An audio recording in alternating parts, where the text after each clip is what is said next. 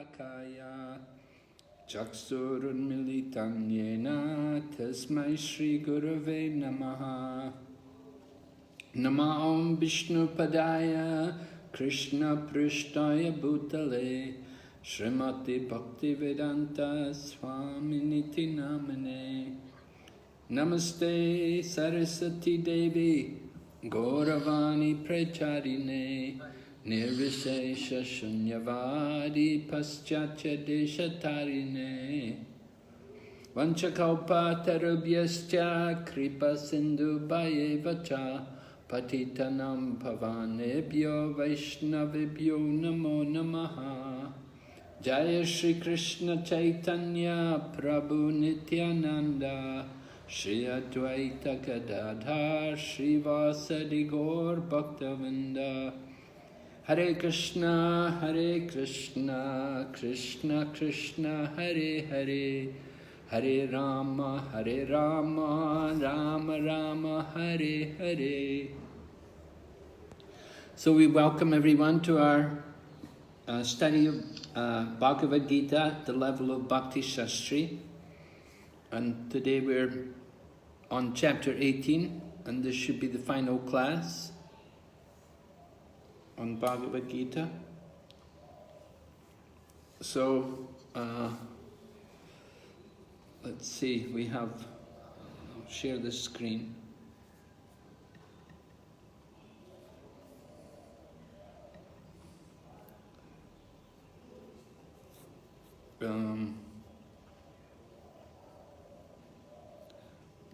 There was one thing I wanted to show you.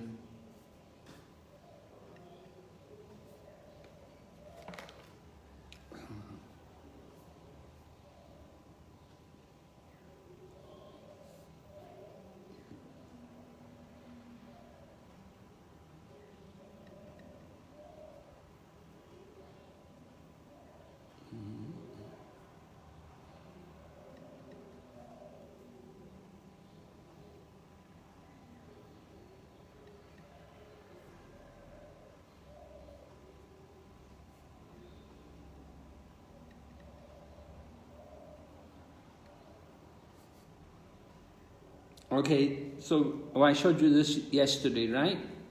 The summary of the chapters, right? We saw that. The relationship with... Yeah, there was one more thing. We want to show this summary of the 18th chapter. Can you see it? Yes, Maharaj. You're able to see it? The breakdown of the 18th chapter in a clear form. So the first section was about karma yoga. Remember, Arjuna began. He wanted to know about sannyas and tyaga, and Lord Krishna explained how sacrifice, charity and penance cannot be given up even by great souls. So that was all on karma yoga. And then 13 to 18, jnana yoga. And we heard about the 5 factors which influence action, and the most important one was the super soul. Then the next section, 19 to 40, was describing the 3 modes and how the 3 modes influence knowledge and understanding and the worker and action, everything. And then we went on to prescribed duties, and we spoke about the different qualities of devotees and according to their different varna. And if they do their prescribed duties on behalf of the Lord in Krishna consciousness, then that becomes karma yoga. They give the fruit of their work for the satisfaction of the Lord. That is karma yoga. And after hearing about karma yoga, then we heard about jnana yoga. The jnana yogi, remember all those qualities about going into being alone, finding a place of solitude, and practicing non-violence and being very peaceful and controlling the mind and senses. This was the behavior or the qualities cultivated by the jnana yogi. And the goal of the Jnana Yogi is to come to the Brahman, to become Brahmabhuta, to realize that they're not the body and to be fully detached from all sorts of sense gratification. So we stopped there at verse 54 or 55. We heard about Brahmabhuta Prasanatma, right? One on the platform of Brahman, that is a joyful soul. And so today we're going to go on, we're going to hear this final section about devotion. Verses 56 up to 66 describing the path of bhakti. And then 4 verses, 67 up to 71, Lord Krishna talks about people who distribute that knowledge, who give it to others, that they're very dear to him. So Lord Krishna encourages all of us to preach. And then the final section, we will hear how Arjuna is fixed and Sanjay predicts victory. Okay, so that's the summary of the main sections in the 18th chapter. Is it all right? Any question?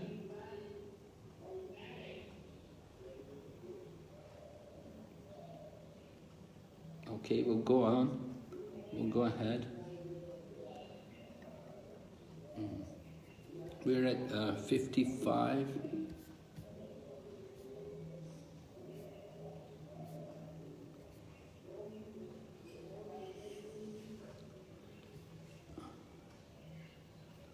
Oh, 54, right? Describes one on the platform of Brahman, that he's a joyful soul, prasanatma, not hankering for anything or lamenting about anything, sees everyone equally, and in this way he attains pure devotional service unto the Supreme Lord. So then 55, the next verse, is also a very, very important verse. Lord Krishna is describing how devotional service can qualify us to understand the Supreme Lord. Bhaktyamam abhijanati. One can understand me as I am, as the Supreme Personality of Godhead, only by devotional service. And when one is in full consciousness of me, by such devotion, he can enter into the kingdom of God. So this is a key verse in the Bhagavad Gita, often quoted, that we can understand Krishna by devotional service. We cannot understand Krishna by the power of our own mind, just simply by speculation.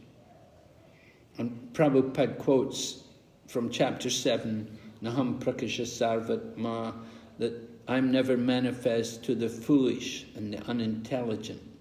For them I am covered by my Yogamaya potency.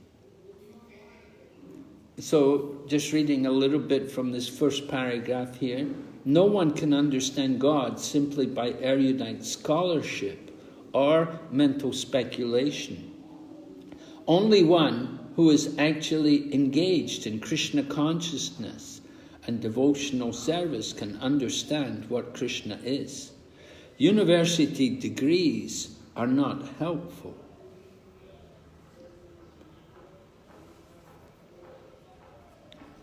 University degrees can help us to understand the language, help us to understand some things, but cannot qualify us with devotion.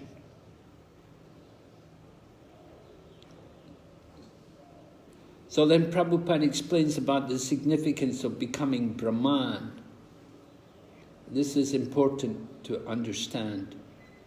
You can see here in the second paragraph, becoming Brahman does not mean that one loses his identity. Devotional service is there. As long as devotional service exists, there must be God, the devotee, and the process of devotional service. So, impersonalists, they think liberation to be the goal, and with liberation they think they will merge into the oneness of Brahman and lose their identity, give up their identity. They think this identity is just their illusion. But Lord Krishna has already said in the Bhagavad Gita that we will always exist. Srila Prabhupada explains, liberation involves getting free from the concept of material life. In spiritual life, the same distinction is there. The same individuality is there, but in pure Krishna consciousness. So it's good to get free from the concept of material life. But we should understand that there is spiritual life, and there's personality, there's individuality within the spiritual world. This is not understandable by the impersonalists. So Srila Prabhupada goes on to explain more. The key word which is often misunderstood here, you can see in text 55, it said, Vishate tad anantaram. Vishate tado mam tad vato gyatva, Vishate tad anantaram. And Vishate means, the meaning of Vishate is, he enters. So the impersonalists think, aha, he enters. And they think this means you enter into the Brahman and you lose your identity, you merge. To give the example, just like when you make halava. When you make halava, you have suji and you have butter and you have sugar and water, and it's all mixed together and it all just merges, right? And it becomes the halava. You can't find sugar, you can't find the butter, it's all merged in. So they think Brahman is like that you lose your individuality. So we'll read this section, an important section. Prabhupada said, one should not mistakenly think that the word Vishate enters into me, supports the monist theory that one becomes homogeneous with the impersonal Brahman. No, Vishate means that one can enter into the abode of the Supreme Lord in one's individuality, to engage in his association and render service unto him. For instance, a green bird enters a green tree, not to become one with the tree, but to enjoy the fruits of the tree. It's a very good example. You know, when we're in Vrindavan, we often see the green parrots. And the green parrots, they go into the green tree and you just lose them. So the impersonalists imagine that liberation is something like that you lose your individuality. But Prabhupada said, no, the bird goes into the tree, the bird is still in the tree, still has his individuality. Then Prabhupada explains more. Impersonalists generally give the example of a river flowing into the ocean and merging. Right? This is another example which impersonalists are fond of. They say just like all the rivers flow into the sea and become one with the sea, so we should all become one with the Supreme, with the Brahman, and just merge, lose our individuality. So Prabhupada explains here that the rivers flow into the sea, but, how does Prabhupada said, this may be a source of happiness for the impersonalist, but the personalist keeps his personal individuality, like an aquatic in the ocean. We find so many living entities within the ocean if we go deep. Surface acquaintance with the ocean is not sufficient. One must have complete knowledge of the aquatics living in the ocean depths. So it's an important example, and you should know how to counter it. If someone talks about rivers flowing into the sea and becoming one with the sea, you have to explain to them, yes, but within the ocean there are many living entities, and they all have their individuality. it's not that everything is just simply one. Within the ocean, there's so many different creatures, and they keep their individuality. And we should understand, similarly, in the spiritual world, there is individuality. There is, of course, there's the impersonal Brahman, which is like a merging or a oneness. But even in the Brahman, one has his individuality. And when one leaves the impersonal Brahman, he maintains that individuality. We never give up our identity. We're always spirit souls. But we just exist on different levels of consciousness, in different places, different circumstances. But we're always individuals. So this is an important example to present to impersonalists and trying to expose their mistaken understandings. All right? Is this example clear to everyone? Okay, good. Maharaj, just like if the impersonalists, they say they are like the rivers, they consider themselves as the river and merging into the ocean, and that becomes one. So how can, of course, we have explained us that the aquatics are there, but the water, it becomes one. So that's what they are always arguing on it. Yes. Water becoming one. They give the example of the water becoming one, but the water is not the best example to compare to the living entities. In presenting an example, you have to consider how many points of similarity are there. The fact is, we are all living entities and we are individuals. We have our personal identities. They cannot deny that. Yeah. So when you present an example, you have to consider how many points are actually appropriate. They simply talk about the water becoming one. But even the water, you can see the water in the river is different from the water in the sea.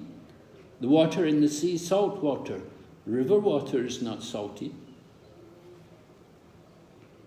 There's a difference. There's some difference. It's not, it's all one, all the same. So, generally we have to be careful in dealing with these people who have these different philosophies. It's very difficult to argue with them. What we like to do with them, the best way to preach to them is give them prasadam and kirtan, the chanting of the holy name. The more they're willing to take prasadam and to chant the holy name, then gradually they will be ready to hear.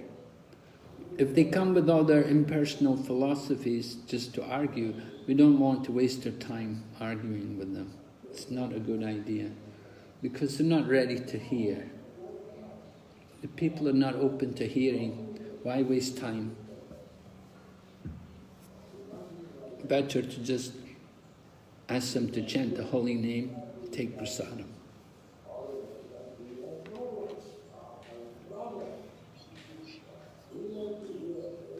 Okay,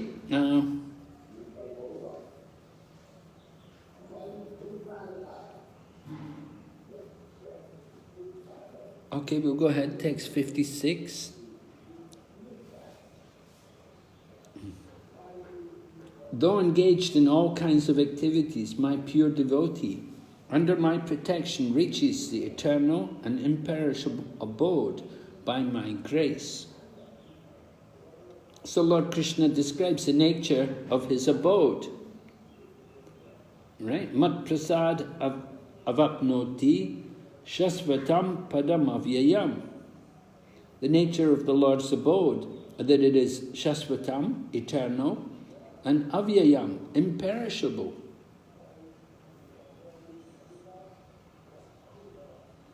When we speak about the word that's there, my devotee, under my protection, by my mercy. You know, it indicates some personal exchanges there. Lord Krishna is talking under my protection, by my mercy, mat prasada, my mercy. So Krishna, he has feelings for his devotees. And the devotee, of course, has feeling for Krishna. So Srila Prabhupada explains here in the purport, to a devotee who is thus engaged in Krishna consciousness, the Lord is very, very kind. Right? Because the devotee is so fully engaged in Krishna consciousness, 24 hours a day, he's engaged in devotional activities. So, in spite of all difficulties, he's eventually placed in the transcendental abode of Krishna Loka. He's guaranteed entrance there. There is no doubt about it. In that supreme abode, there is no change. Everything is eternal, imperishable, and full of knowledge. Text 57. Someone could read?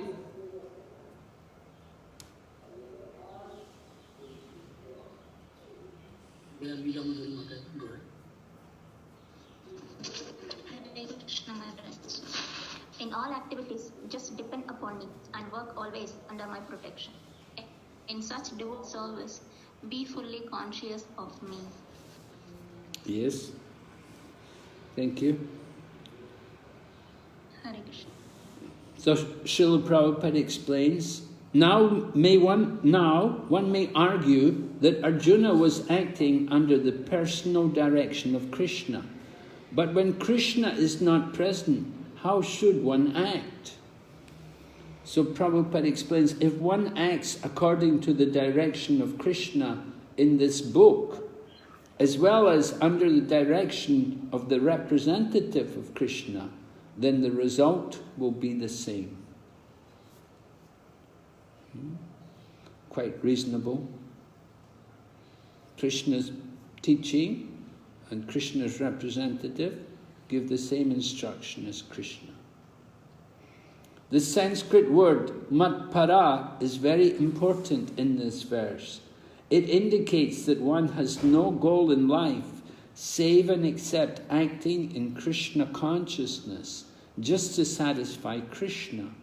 And while working in that way, one should think of Krishna only. Then Prabhupada tells us how we should think of Krishna. I have been appointed to discharge this particular duty by Krishna. While acting in such a way, one naturally has to think of Krishna. This is perfect Krishna consciousness.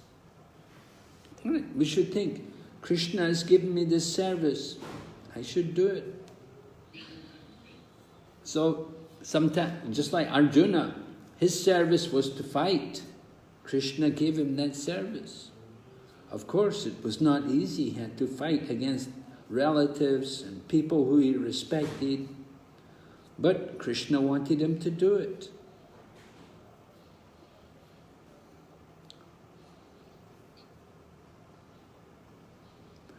Then Prabhupada continues, one should, however, note that after doing something whimsically, he should not offer the result to the Supreme Lord.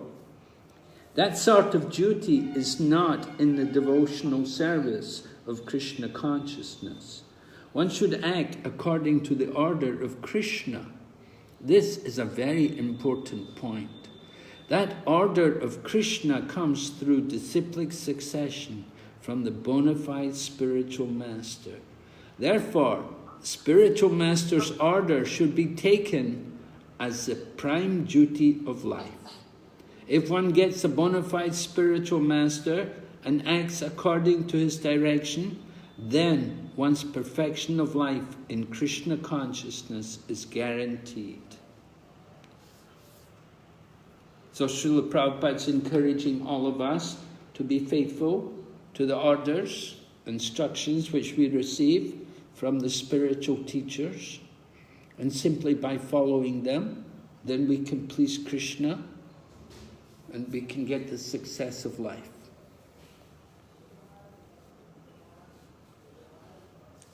Okay, we'll go ahead, text 58. Someone like to read translation?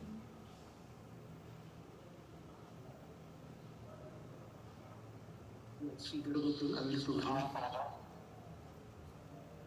okay, go ahead. If you become conscious of me, you will pass over all the obstacles of conditioned life by my grace. However, you do not work in self-consciousness, but act through false ego. Not hearing me, you will be lost. So Lord Krishna describes the results of hearing properly and not hearing. When you don't act according to the instruction, what happens? All right? For one who acts in Krishna consciousness, Lord Krishna becomes the most intimate friend. He always looks after his friend's comfort, and he gives himself to his friend, who is so devotedly engaged, working 24 hours a day to please the Lord. But then at the end of the purport, Prabhupada said, one should note very carefully that one who is not active in Krishna consciousness is losing himself in the material whirlpool, in the ocean of birth and death. So we have that choice. It's up to us how we act. We want to surrender to Krishna or not. We will see Krishna is telling Arjuna, now what are you going to do? Anyway, text 59. Lord Krishna describes Chaitanya Chandra, you want to go?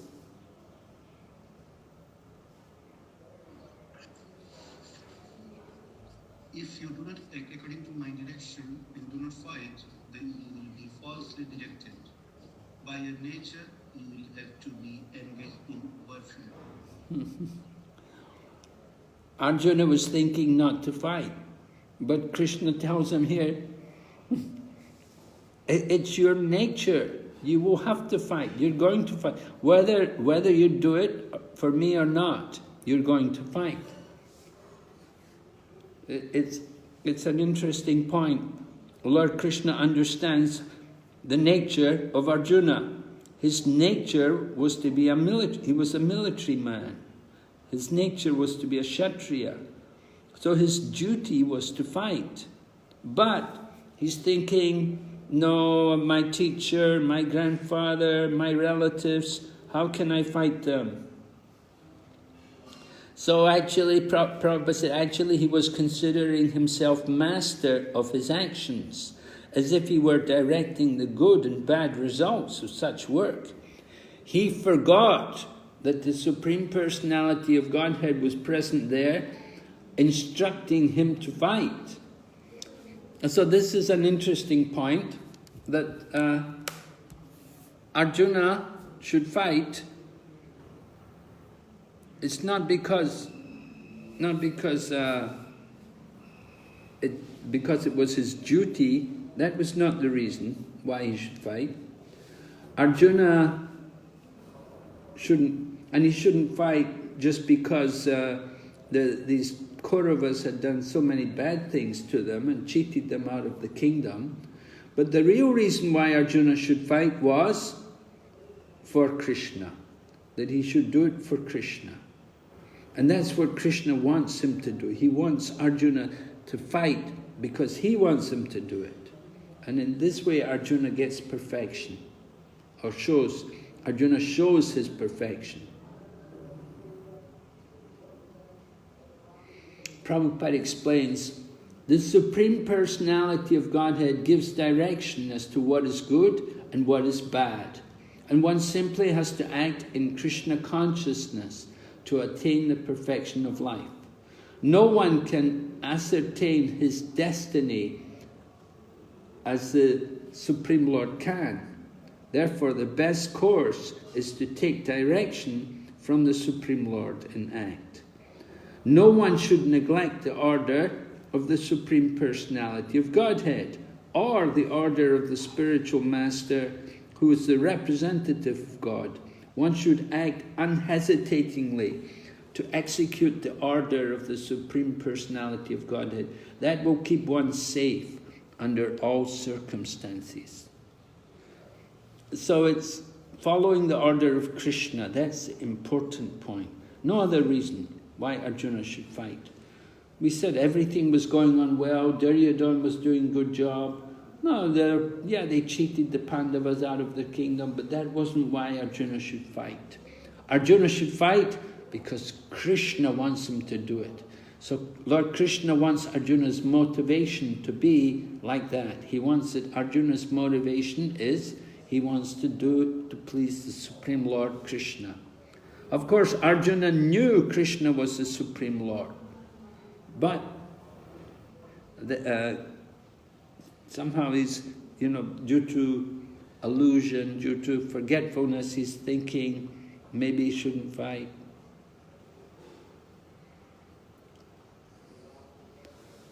So Krishna tells him, I know you're going to fight anyway.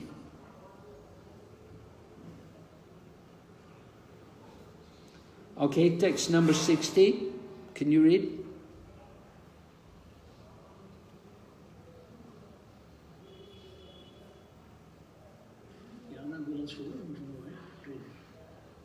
Yes, under illusion, you are now declining to act according to my direction, but compelled by the work born of your own nature, you will act all the same, O son of Kunti. Yes, he's going to act. Now, what's better? To act due to the modes of nature or to act according to the will of Krishna? That's the choice. Both ways he's going to act, he's going to fight. If one way he fights because Krishna told him to do it, other way he's going to fight, the modes of nature are going to impel him to do it. Now, it's obviously better that one will fight under Krishna's order, by the direction of Krishna. Don't want to think that, let me decide. No, we want to hear from Krishna and act according to Krishna's direction. Very important. Going ahead, text 61. Someone like to read? Yeah. Hare Krishna. The Supreme Lord is situated in everyone's heart, O Arjuna, and is directing the wandering of all living entities who are seated as on a machine made of material energy. So someone may say, we're all directed, Krishna's directing the wanderings of everyone. So I don't have to bother, I just leave everything to Krishna. How will you respond to that? Anybody answer?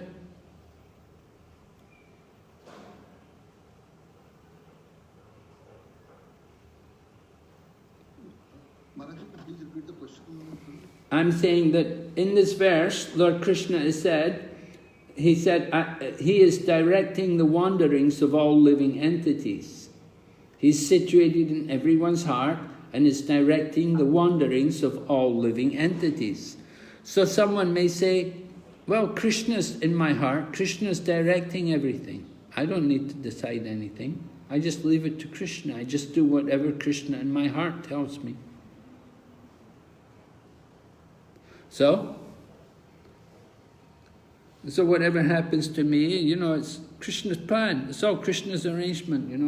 I'm just a puppet in the hands of Krishna. So what will you say?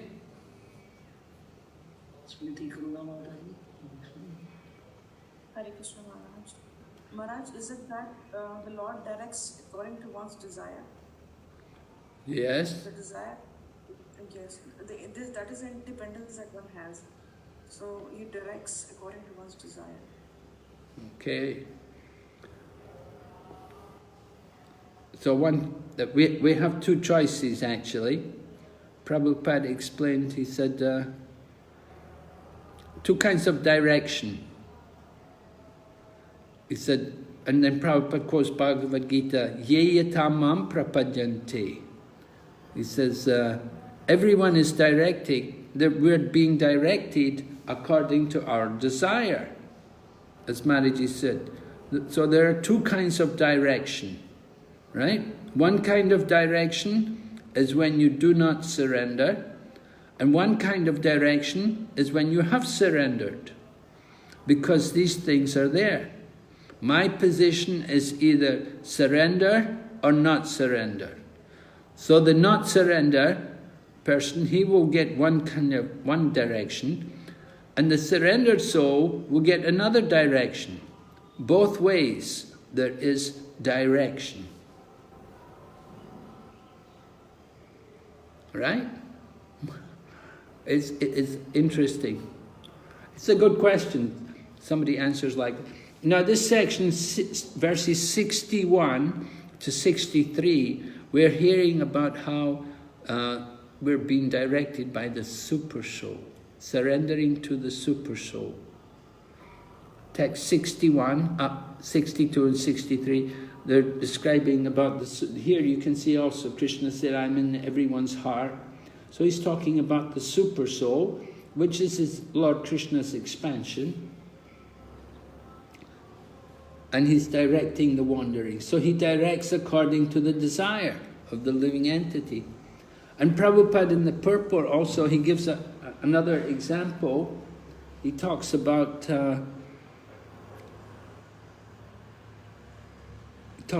he said, as soon as a living entity is placed in a particular type of body, he has to work under the spell of that bodily situation. And he says, a person who's in a high-speed motor car goes faster than one seated in a slower car. The living entities, the drivers, may be the same, but different cars. One is a high-speed sports car, and the other is a slow car. So the same way, under the order of the Supreme Soul, material nature fashions a particular type of body to a particular type of living entity, so that he may work according to his past desires. Living entity is not independent. One should not think himself independent of the Supreme Personality of Godhead. Individual is always under the Lord's control. Therefore, one's duty is to surrender, and that is the injunction of the next verse. All right? Maharaj, Yes? Can I just ask you one small thing, Maharaj? Okay. This 61 verse is almost conveying the same meaning of 15.15. Sarvasya cha Krudisannivishto Mattasmriti Jnana Upohanam. Which one is the same as 15:15? 15:15. Sarvasya cha Krudisannivishto Mattasmriti Jnana Upohanam. Yeah. So? Similar meaning, Maharaj. Huh? Which one? This 61. 61. Well, 61 is also talking about the Super Soul, yeah, within the hearts of all living entities. Yes. Yes, 61 is also talking about surrendering to the Super Soul. In the 15th chapter, we were discussing more about the maintenance of how the Super Soul maintains everyone. In the 15th chapter, it was a little different. We were speaking about the Super Soul and how he's the maintainer in the universe. and how he maintains the living entity in the heart.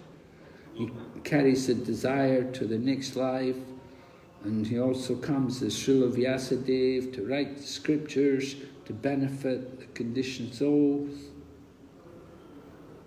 Yeah?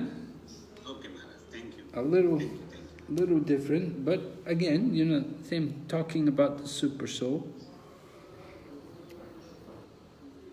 So, example, the high-speed motor car is given there in the purport of 61.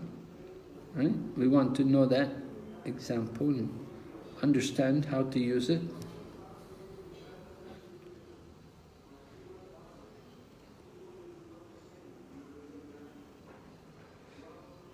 Okay, so then going ahead, text 62, we have to surrender unto him utterly. 62. O Scion of Bharat, surrender unto him utterly. By his grace you will attain transcendental peace and the supreme and eternal abode. So Lord Krishna is encouraging surrender. We have to surrender. Prabhupada writes, by such surrender, not only will one be released from all miseries in this life, but at the end, he will reach the supreme goal, supreme God. The transcendental world is described in Vedic literature. So like that, that's the idea. Why we should surrender? We want to go back to Godhead, to his abode. We have to be a surrendered soul. Going ahead, text 63, we hear about confidential. The word is used, confidential, right? Guyat, confidential. And then guyatamam, still more confidential. Reading text 63. Thus I have explained to you knowledge still more confidential. Deliberate on this fully and then do what you wish to do. So understand, there's different levels of knowledge. There is confidential knowledge. There is more confidential knowledge. And then there's the most confidential knowledge. So we had confidential knowledge with verse like 55. We heard about the Brahman, right? Brahmabhuta, that was confidential knowledge.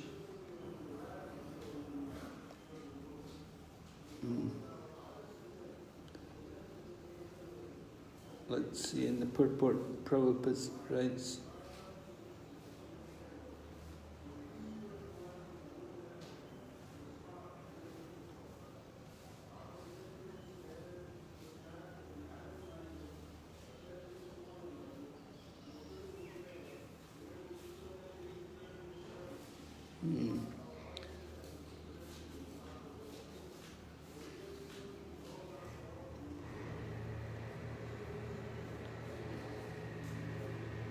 yeah, Prabhupada says that the Lord has already, at the beginning of the purport, the Lord has already explained to Arjuna the knowledge of Brahmabhuta.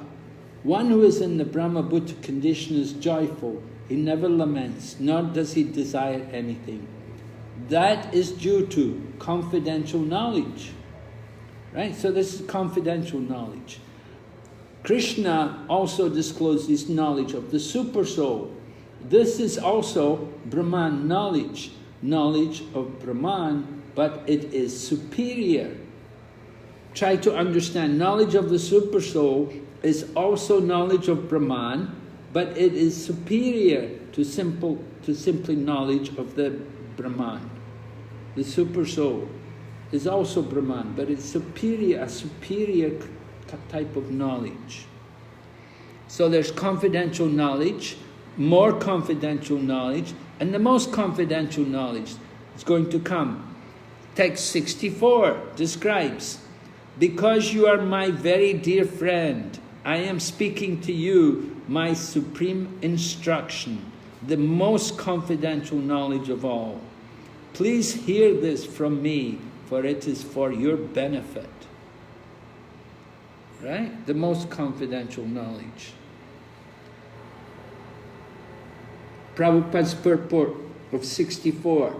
The Lord has given Arjuna knowledge that is confidential, knowledge of Brahman, and still more confidential knowledge of the Supersoul within everyone's heart. And now he is giving the most confidential part of knowledge. Just surrender unto the Supreme Personality of Godhead. Right? This is the most confident. At the end of the 9th chapter, he said, Manmana, just always think of me. The same instruction is repeated here to stress the essence of the teachings of Bhagavad Gita. All right, so text 65, the most confidential knowledge. Always think of me, become my devotee, worship me, and offer homage unto me.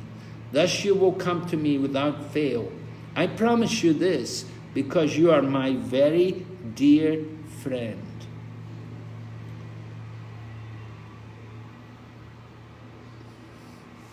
So Prabhupada explained, these 4 activities are really not very difficult. It's asking people to think of Krishna. To think of Krishna, of course, we have to hear. We have to hear about him in order to be able to think of Krishna. So hearing is also very important. And become a devotee. To become a devotee, well, we're trying to become devotees. Devotion is in our heart. We have to awaken it. We're on the path. We should worship Krishna. How to worship Krishna? Well, we can chant the holy name. Offer your homage unto me.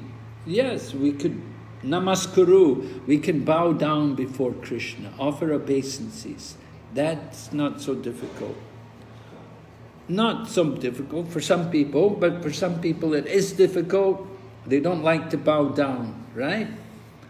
The young man said to Prabhupada, why I should bow down? I don't like to bow down. So Prabhupada explained to him, he said, you may not like to bow down, but you may not like to bow down to Lord Krishna, but you will be forced to bow down to old age and to disease and to death. You may not like it, but you will be forced to bow down to these things. But bowing down to Krishna frees you from old age, disease and death. You bow down before Krishna, and then you will no longer have to bow down to old age, disease and death. The devotees are happy to bow down to Krishna. You will not be happy when you bow down to old age, disease and death. So offering obeisances is one part of the most confidential knowledge. All right? And Prabhupada explains. We'll read the second paragraph. These words stress that one should concentrate his mind upon Krishna, the very form with 2 hands carrying a flute, the bluish boy with a beautiful face and peacock feather in his hair. These are descriptions of Krishna found in the Brahma Samhita and other literatures. One should fix his mind on this original form of Godhead, Krishna. One should not even divert his attention to other forms of the Lord. The Lord has multi-forms as Vishnu, Narayan, Rama, Varaha, etc. But a devotee should concentrate his mind on the form that was present before Arjuna. Concentration of the mind on the form of Krishna constitutes the most confidential part of knowledge. And this is disclosed to Arjuna, because Arjuna is the most dear friend of Krishna. So, very nice purport, Srila Prabhupada explaining. So, Vishwanath Chakravarti Thakur, he says that, oh, Arjuna has heard Krishna speak these 4 things. So he then says to Krishna, Oh, 4 things. Why not just give me one thing? You're telling me 4 things. Can you just tell me one thing? Make it easier for me? So, with that understanding, Lord Krishna speaks verse number 66. 66, which says, just do one thing, just surrender unto me. Give up all varieties of religion and surrender. I will deliver you from all sinful reactions, do not fear. So surrender is described. There are 6 items of surrender which one should cultivate. And that's important, you should know that. These 6 items are mentioned in the purport. In the 3rd paragraph of the purport, the process of surrender to Krishna is described in the Hari Bhakti Vilas, 11.676. Right? Anukoyasya sankalpa pratikoyasya varjanam rakshishyastiti vishvakso Gopre pre varanam tata atma nikshepa karpanye sadvida sharanagati. Sadvida sharanagati, 6 times, 6 items of surrender. First of all, anuko yasha sankalpa, accepting what is favorable. So what is favorable for devotional service? Any answers?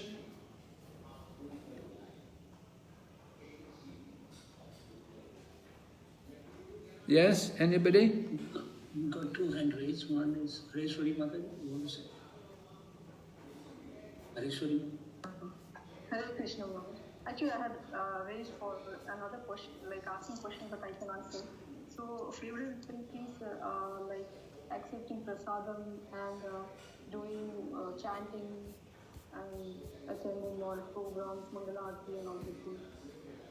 Yes, very good, right? And what's unfavorable? Unfavorable is like indulging in the things which are not Krishna conscious. For example, gambling or too much associating with materialistic minded people and overindulgence in like acquiring more than necessary, like the nectar of instructions. That there are things mentioned that we should not be involved in. Yeah, generally we simply say no meat, fish and eggs, no intoxication, no gambling, no illicit sex. These things have to be given up, right? That's like the basic philosophy. And what we need to accept the activities, devotion, kirtan, worship of the deities, and like that. All right, thank you. And then, we should know that only Krishna can protect us.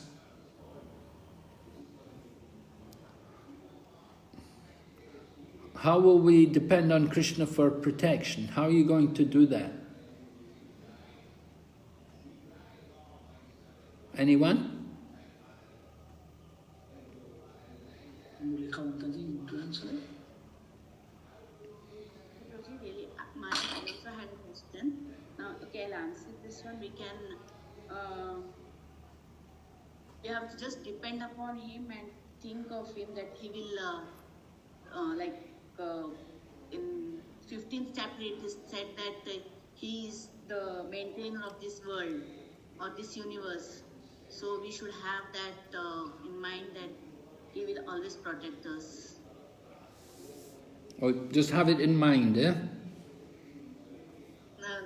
No, we have to surrender and we should have that faith that because he has created everything, he will maintain us all. Okay. How do people in the material world, how do they protect themselves? What do they do for protection? They use the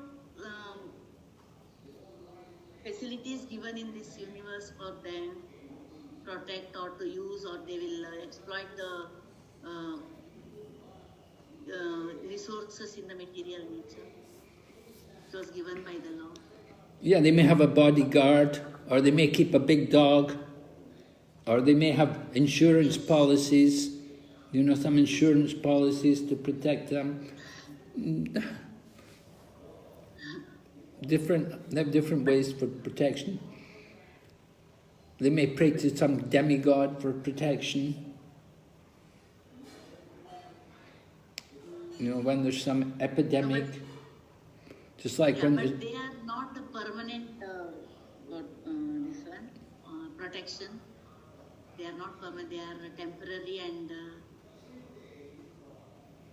Yeah, ultimately they cannot give long-lasting... ultimate protection. Mm-hmm. Okay, so only Krishna can protect, and then only Krishna can maintain us. We can maintain ourselves only by the grace of Krishna. We see sometimes people, they worship demigods also. Nanda Maharaj was going to worship Indra for rain. Krishna didn't want it. Just worship Krishna, just do devotional service. We don't need to worship any other gods. We just depend on Krishna. Krishna says, Yoga Kshema Vahami Aham.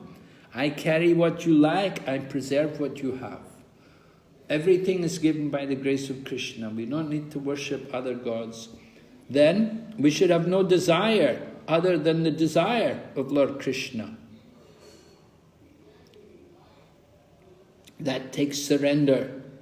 Of course, we have our different ideas, different ambitions, but we should simply accept what is Krishna's desire.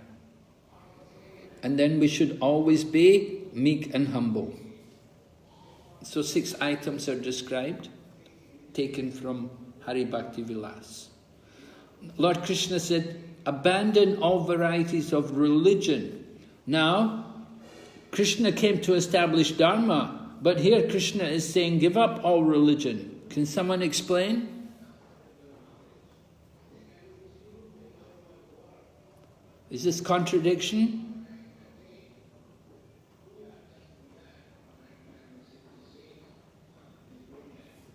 Anyone?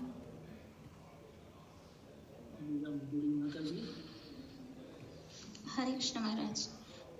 Religion means Dharmam tu Sakshat Bhagavad Pranitam. Whatever Krishna says, that is only religion. Other than that, everything is non-religion. So, as we discussed just now, but just because it is not because of Kshatriya, Arjuna has to fight. And just because the Kauravas have done something wrong, so he has to fight. Because Krishna is telling so he has to fight. So, whatever Krishna says, that is religion, Maharaj. So, what religion is Krishna telling him to give up then? Why is he telling him to abandon religion?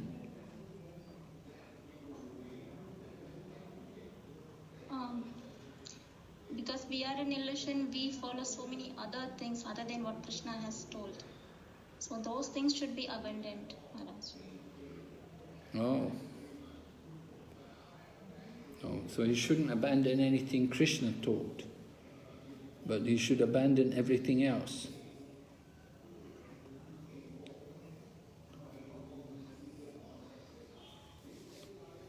What is wrong with the religion other people told?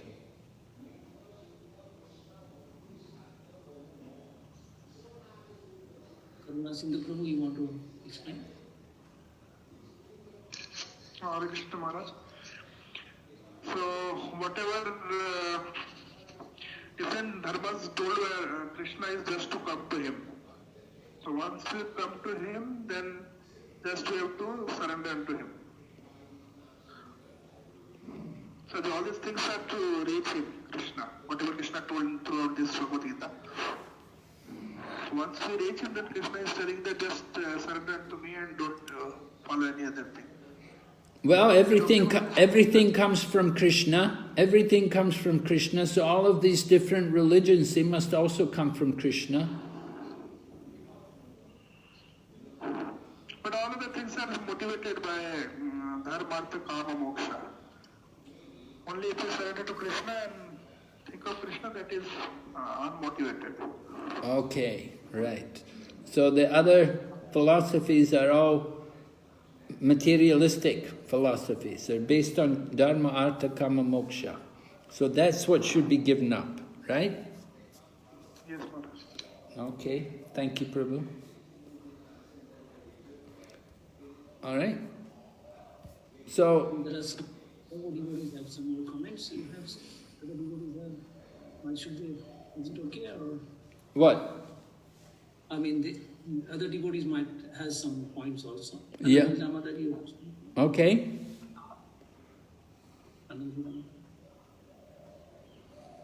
Hare Krishna. Just an answer to this, and also I have a question. Like, abandon all varieties of religion is also like the other religions, as we discussed, they are binding, and it's not the supreme. And when Krishna has given the supreme knowledge, so that's what he's referring to. So if we surrender to Krishna, we will reach the supreme goal, his supreme abode. And if we abandon the other religions because they are binding again and again in the material form. Okay. Yes, thank you. I have one question, if I can ask, about that surrender. Okay. The 6 steps, the thing, where it's this Rakshishyati iti Vishwaso, that only Krishna can protect us. Oftentimes we see, we as devotees, we face some problems, some health issues, or any adversities in life. Though we understand that Krishna is the protector and maintainer, still that fear and that the uncertainties still lies in our hearts and minds, that we understand, oh, this is happened because of our purification and things like that, but still in the heart of hearts, that 1% or 2, some percentage that thinks that, oh, why I'm suffering like that. So why is that? That's because we still don't have that full faith on the Lord, even after practicing of such long time or less time, or where are we lacking actually?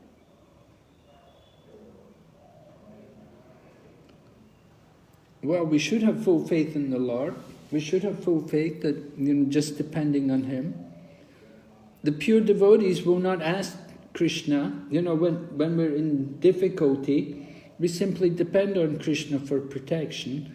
It's not that we have to pray to Krishna, protect me. But we see Lord Chaitanya, he also showed us, going through Jarakanda forest, Lord Chaitanya, of course, is not afraid, but he did sing Krishna Krishna Rakshamam, Krishna Krishna Pahimam. He's praying to Krishna. You could say he's praying to Krishna, protect me. But at least his revealing that his understanding is that Krishna will protect. Not that we have to ask Krishna to protect us, but we simply depend on Krishna for the protection. It will come. If Krishna wants to protect us, we say, if Krishna wants to kill someone, nobody can save him. And if Krishna wants someone to live, nobody can kill him. And so we understand it's all in Krishna's hands. We just have to surrender and see what is Krishna's plan.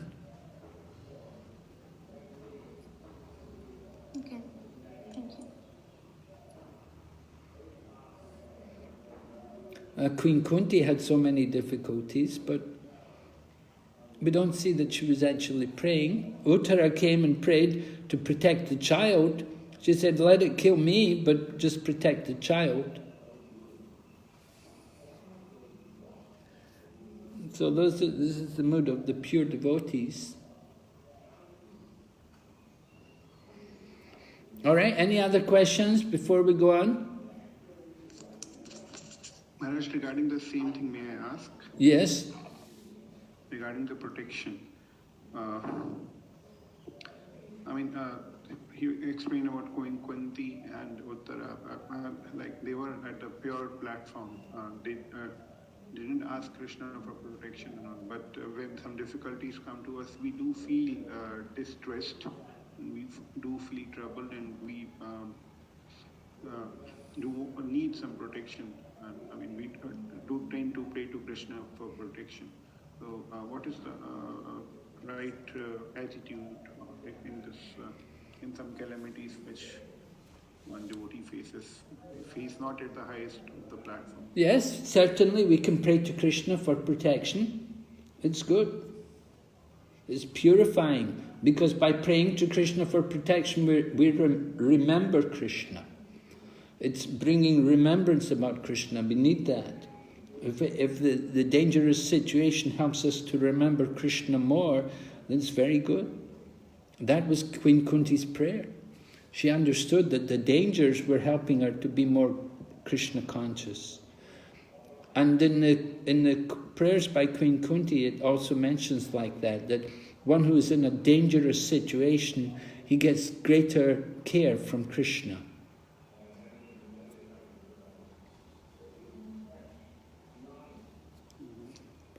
And the example is given like Devaki and Vasudev.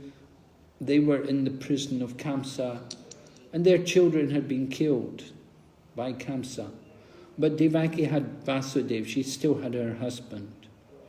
So Krishna thought, Devaki's okay, she's got her husband. But Kunti, she had lost her husband. Maharaj Pandu had died, so she was left alone with the 5 children to bring up. So she gets more mercy from Krishna because she's in a more dangerous situation, being alone. And simultaneously managing situations, how does Krishna respond to the prayer of the devotee? It is not always usual that Krishna responds to. Well, Krishna will consider what is actually needed for that devotee. Is it necessary for Lord Krishna to arrange to remove the distress? Or Krishna may think this distress is good for the devotee, that it will help him to become more surrendered and to become more dependent on him. We may be thinking it's danger, but Krishna may be thinking this is very good for this devotee, that they're becoming detached, they're becoming more dependent on me, they're looking more towards me, and they're thinking less about their own material circumstances. And so, it's not going to be the same in every situation. It will be up to Krishna. He will consider what is actually good for that devotee. Ultimately, Lord Krishna's plan is to help all of us to go back to Godhead. So he's arranging for us all to get purification. And the purification may come about in some of the most painful ways. Just like in the 6th canto, you have the example of Vritasura. Now, Vritasura, previously he'd been Chitraketu, and he was cursed by Lord Shiva's wife to become a demon. How did he respond? He simply said, "Thank you, mother." And he accepted the curse. And he got that body of Vritasura, and he's fighting as a demon. And Vritasura is described to be like the hero of the Bhagavatam, that he's in that most obnoxious, horrible body of a big demon, fighting for the demons against the demigods. And Indra comes and cuts off his arms, and then Vritasura swallows Indra, and then Indra cuts his way out through the belly of Vritasura.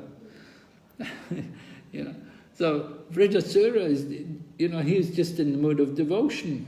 Whatever he's doing, he does it without attachment to the results. And he accepts all the difficulties, all the dangers, he accepts it all. So pure devotees generally, they're reluctant to ask the Lord for service. But as you say, if we're more neophyte devotee, then we will, depending on the situation we're in, we will approach the Lord with feeling and request for his help, kindly help me in this dangerous situation. So it will depend on, it's up to every individual how they respond to the dangerous situation. Some will ask the Lord to intervene and protect them, and others will simply want to remember the Lord and glorify the Lord. Let me not forget your lotus feet.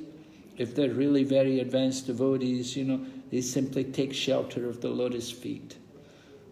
whatever happens is going to happen. Just let me remember the lotus feet of Lord Krishna. Is that all right, Prabhu? Yeah, thank you very much. Just one small thing. In such situations, a lot of remedies are also advised even by devotees. I mean, certain kind of prayers to be recited, maybe certain yagyas, English nursing yagya and all those things are also advised by devotees. So, what should the devotee do? I mean, go for them or like what? Well, no harm. You go for them, yes, good. They're also purifying to recite different prayers and slokas. They can help us to remember the Lord, and they invoke the mercy of the Lord. Reciting Vedic literature, we heard that's austerity in the mode of goodness. So certainly it's not wrong. You like to recite some prayers for protection, for your well-being, you can do it. But the pure devotees, they will simply want to glorify the Lord. Just like Lord Brahma prays in the, in Brahma Samhita. And when we pray that, when we greet the deities every morning, we put the prayers of Lord Brahma, Brahma Samhita. So Lord Brahma is not asking for anything. He's simply describing the glories of the Lord. He's describing the Lord's appearance and his abode and his pastimes. So it's not that because you pray you have to ask for something. You can just simply recite the prayers for purification. Okay? Thank you. Maharaj, we have two Matajis who want to ask. All right, yes? Yeah, Hare Mataji. Hare Krishna Maharaj. Maharaj, this is regarding verse number 61, where there is an analogy given by Prabhupada, like a man sitting in a high-speed motor travels faster than the one in the lower speed. So that is not very clear, Maharaj. If you can throw some light on that. Okay. It will help us understand. Yeah, that's text number 61. Yes, Maharaj. Okay, yeah, let me find it here. Yeah, right. In the purport, text 61, Prabhupada gives this example. Well, he's talking about the living entities in different bodies. People are placed in different bodies. And we're all placed in different bodies according to our qualification, but it's also according to the direction of the super soul. Prabhupada said, all the activities of the living entities are directed by the super soul. The living entity gets what he deserves. So somebody's got somebody's got a very good body, very healthy body, very strong body. Somebody else has got the very weak body and not such a nice situation in material life. Why? Of course, due to our past activities, the Lord places us in bodies according to our qualification. According to our pious and sinful activities, we're given a particular body. So Prabhupada gives the example about somebody's got a high-speed motor car and somebody else has got a slow car. Maybe you've got the little old car which doesn't go very fast and shakes a lot and makes a lot of noise. And somebody else has got this high-speed motor car which is really high-powered. And so Prabhupada compares this to people who have different bodies. Someone's born in a royal family, or they're born in the family of the very, very rich person, and they're very good-looking and very healthy and very athletic. And somebody else, just the opposite. They're weak and they're poor and they don't get much education. So these bodies are like different motor cars. So somebody who's got a lot of money, they can get the big high-speed motor car, and somebody else who's not so wealthy, they have a car, but it's much slower. It's just an economy car. Just not so expensive, just one of the cheaper cars on the market. So everything according to their means. So it's like the car is like the body of the living entity. So the body shows it's a symbol, it represents our karma from the past. So the same way somebody's car is something like, it's a reflection of their karma, indicates a person's particular karma. Of course, we would think it indicates their economic status. Somebody's got a lot of money, they can buy a high-speed sports car, and somebody else, maybe you have a family and you don't have so much money, then you have a car, but it's not such a, it's one, the budget car is much cheaper. So the bodies are like that. The body, the living entity's body is like a car. Yeah? So Maharaj, this Prabhupada has also mentioned about the speed. So does that also have some significance in that? What does that indicate, speed? The seed? Speed goes faster than the one in slower car. No. Well, yeah, well, to me, it just indicates that, different bodies, naturally different cars will go at different speeds. You've got a high-speed motor car. Why? Because you like to drive at high speeds. And somebody else has got the other car, which is a slower car. You can't go so fast. It doesn't really make much difference. You have a high-speed motor car, you're more likely to have an accident and maybe kill yourself because you've got the high-speed car. Much more dangerous to live in a high-speed motor car. There's so many dangers. The car goes so fast it overturns. But you drive a slow car, it's not so dangerous. You're not at so much risk. And so, like that, material life is also like that. You have a lot of material facilities. You have a very strong body, a healthy body. You're much more inclined to sinful activities. You can easily become degraded, take up sinful life. And somebody's got a slower car, they're not going to get speeding tickets, they won't get fined by the policeman, they don't go so fast. But, they just follow the law. So somebody's, poor and they're not so rich, not so good looking and not so strong.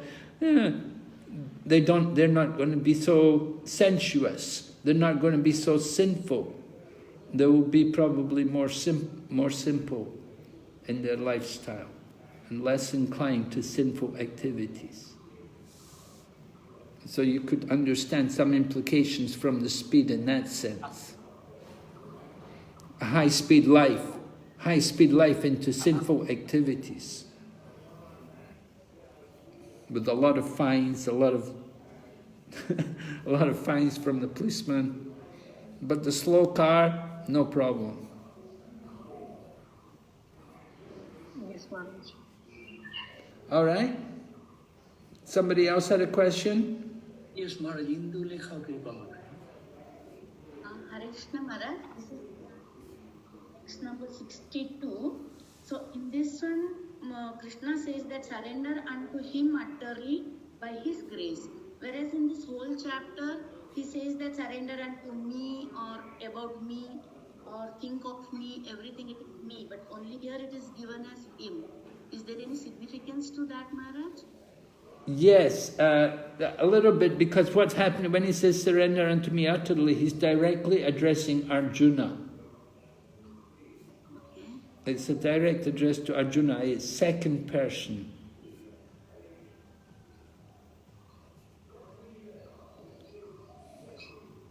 Right? What text number is it? 62, Maharaj. 62 Maharaj. Okay, 62. Yes, right.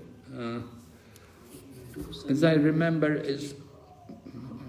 Oh no, no, no. Surrender unto him utterly. No. Tam eva sharanam gachi. Surrender unto him utterly. No, that was a different one where it was him. There was one where it says surrender. It says him.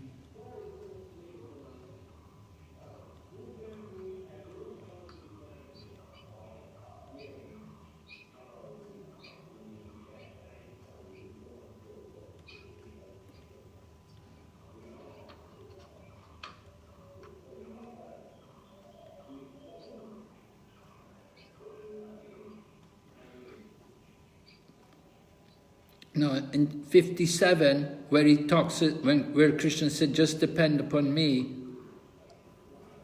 that is addressed to Arjuna. In 57.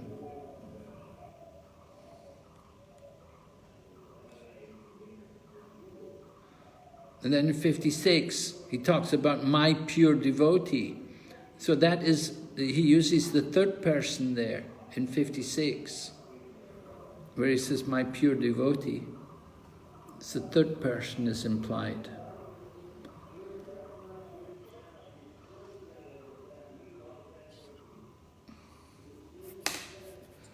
You really have to look at the Sanskrit to understand what is actually going on then in text. You say 62, this verse, surrender unto. You really have to look at the Sanskrit and analyze properly what's going on. Surrender unto me. You can't base too much just on the translation, because the translation, the important point is in the purport. You know, the translations can be the same in the Mayavadi Bhagavad Gita, the impersonal commentary on the Bhagavad Gita. They may have exactly the same translation, but we have a very different purport.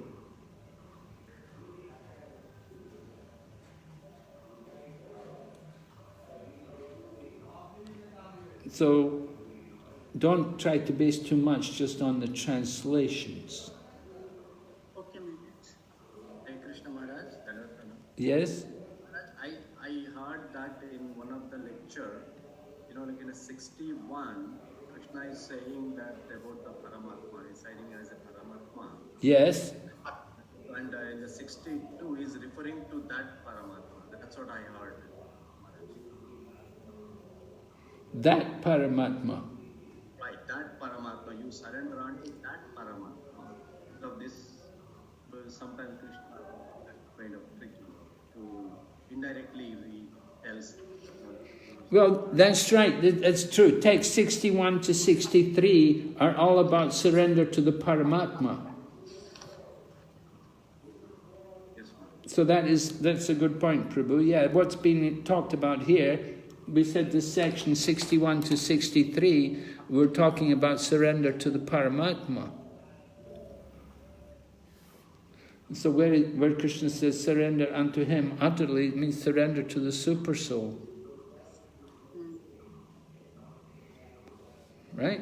And then Krishna is going to go on and talk about, it will come, the most confidential knowledge was to surrender to me, Krishna. Become my... But Maharaj, like even the super soul is Krishna himself, right? But maybe in a different... Yes, right. Yeah, it's a different manifestation. It's the expansion of Krishna, right? Yes. Right. It's a little different. It's a different feature of Krishna. Some people are devoted to the super soul.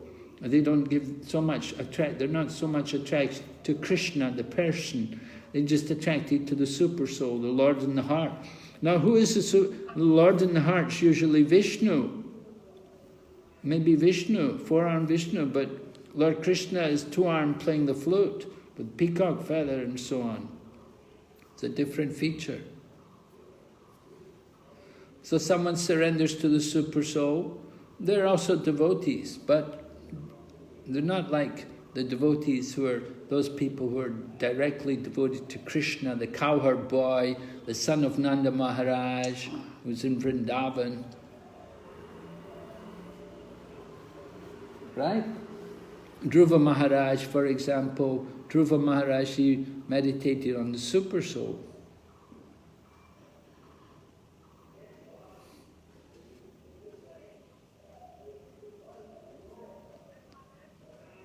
Maharaj. Thank you, Maharaj. Maharaj, next is Murli Govind Prabhu. He has been waiting for a long time. Okay. Murli Prabhu, are you there? Yeah. Hare Krishna Maharaj Dandapranam. Maharaj, just I wanted to have more understanding about this one instruction in that verse 65. Sarvadhanman Parityajya Mami, 66. 65 is Manmara Mohammed Bhakto Majjaji Man Namaskuru. Will there be any complacency on the part of even devotees also, just to follow that one particular instruction, that is supreme instruction, which is most confidential knowledge, Sarvadhanman Parityajya? Will it be applicable only for the devotees in Krishna consciousness or even for the general public also? Because some people may be very easily inspired by one instruction, Sarvadhanman Parityajya Mamekam Saranam Vraja. Yes, so they can take up that one instruction, they can directly become devotees, they can directly surrender to Krishna. They don't have to do anything else. Yes, this is Krishna consciousness. You take the lift up, immediately, surrender everything. You don't have to go through preliminary stages, you don't have to study the Brahman and then Paramatma. You can immediately surrender. Okay, ma'am. This is a... Verse number 67, there is a bit of some confusion, like this confidential knowledge thing. So I also got a little confused, whether it should be preached to the people or not. Well, Prabhupada explains that devotees are more merciful than Krishna. Lord Krishna, he's saying in 67, don't preach to this person, don't preach to those who are not austere or devoted or engaged in devotional service, nor to one who is envious of me. But devotee is more merciful. The devotee will preach to whoever will listen to him. If somebody will listen, then devotee will preach. Prabhupada said devotee is more merciful than Krishna. Krishna makes that distinction, but devotee, he'll preach to everyone. Okay, thank you so much. Hare Krishna. Maharaj, we still have Sachinandan Prabhu is raised again. Do you still have a question? Yes, Prabhuji. Yeah, if I can ask. Yes, go ahead. Maharaj, in this verse number 66, in the first paragraph, if you read the purport, Prabhupada is writing, the Lord has explained various types of knowledge and business of religion, knowledge of Supreme whatever Krishna has explained in all previous chapters, Prabhupada is giving that. And now he's writing, he is described in so many ways different types of religion. Now in summarizing Bhagavad Gita, Lord says Arjuna should give up all the process that have been explained to him, and he should simply surrender to Krishna. What does Krishna Lord means by that? Whatever he has explained in previous chapters or in the previous talk, Arjuna should give them up all, or what Arjuna had been explained by any XYZ person before Lord. What is Krishna Vishnu? Yes, well, Lord Krishna is saying, you give up all these other processes. What was already mentioned in Bhagavad Gita, we know there was mention about Astanga Yoga, there was mention about Jnana Yoga, there was Karma Yoga, right? These different things, they were all there. The Bhagavad Gita, many different yoga processes were described. So Lord Krishna is saying... Lord also described Bhakti Yoga, and he explained that Bhakti Yoga is how it is higher to all other yogas. Yes. He's also asking Arjuna to leave everything what he has explained. And then what is the meaning of surrender unto the Lord means? Surrender unto the Lord means that following his instructions. He gives lots of instructions, there is and all those things.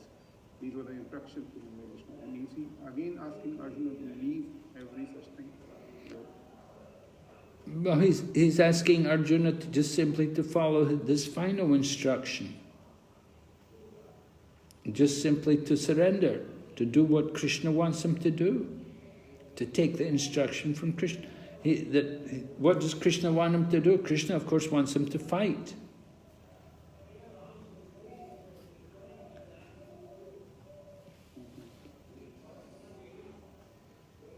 So, like, something he's, in order to not get confused by all those things, he's like telling you to believe everything in all my structure. Something like that. Well, remember I said from 65, in 65, Lord Krishna was telling him to do 4 things. Yeah. Right? So I said, Vishwanath Chakravarti Thakur, a great acharya in the line, he said, Arjuna asked Krishna, he said, just tell me one thing. Instead of 4 things, just give me one thing to do. So Krishna spoke this one thing, just surrender unto me. That one thing will save you. And just another, for my better understanding, this regarding this Rakshasiti Vishwasa. If I bring in a small case study, like if a devotee, perhaps a devotee or any of the devotees having certain problem in his life, which may be regarding not having a good progeny or not some life-threatening situation or some situation with his near and dear, maybe with the husband or the wife, or with the children sometimes. And so there can be various attitudes according to the different philosophies explained inside Bhagavatam and Bhagavad Gita. One is that going to Krishna and praying to Krishna for his remembrance in every situation, and one be able to tolerate every situation which comes through the reactions of his own karmas. One attitude can be this. Another attitude can be going to Krishna and praying to Krishna for remove the obstacle or to remove the problem. And the third attitude may be going to Krishna and praying to Krishna to find some cure of their problem or to help in finding some cure of the problem. And the fourth may be, being satisfied with whatever situation he has and continuing with his own chanting and service, which is very difficult one. So which attitude? Now these attitude also changes according to various circumstances, depending on what the problem the devotee is facing. What is correctly advised? As we see in scriptures, sometimes even in Prabhupada purpose, like in the case of Bhagavatam 4th canto in Prithu Maharaj's prayer, so it is Prabhupada mentioning that one should not pray to Krishna for any material things. And simultaneously we see in other ways like the process of Vandana and praying to Krishna is advertised. What is the correct attitude and what we should follow or should try to advise? Well, as I explained to other devotees, it's going to depend on the person and his situation. Someone who's very advanced, of course, they can just simply leave it to Krishna and accept whatever difficulties come. And someone else, we're not so advanced and we're maybe more attached and we're easily put into anxiety according to our circumstances. So we can pray to Krishna. Please help me. Please give me shelter at your lotus feet. Let me remember your lotus feet. Whatever may happen to me, let the difficulties come, but let me not forget you. Let me always remember that I am simply a particle of dust at your lotus feet. And please keep me under your shelter. So we can pray to Lord Krishna. We have so many nice prayers by wonderful devotees and acharyas, and we can repeat, just like, we repeat some everyday Shikshastikam prayers. You may repeat something from Bhagavad Gita. You can repeat the prayers of Queen Kunti. You can repeat the prayers of Gajendra. There are so many wonderful prayers to be offered, and we can recite the prayers given by these devotees. I think that's the best way to approach these difficulties when they come. We remember how these great devotees, how they reacted when they were in difficulty.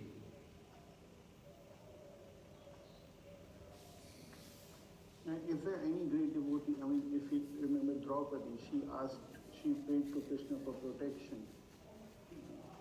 So there are also cases, I mean, even in Gajendra Moksha, Gajendra asked to Krishna for relief of that. Yes, yes. We have various situations with your devotees. Yes, we have. Queen Kunti prayed to Krishna for more misery so that she can remember. But there are other devotees who are praying to Krishna for protection and the removal of the misery. It is, I mean, it's a little confusing what is the correct attitude, because all these prayers are glorified. Gajendra prayer or the prayer of Draupadi. Well, it's going to depend on one's level of spiritual advancement.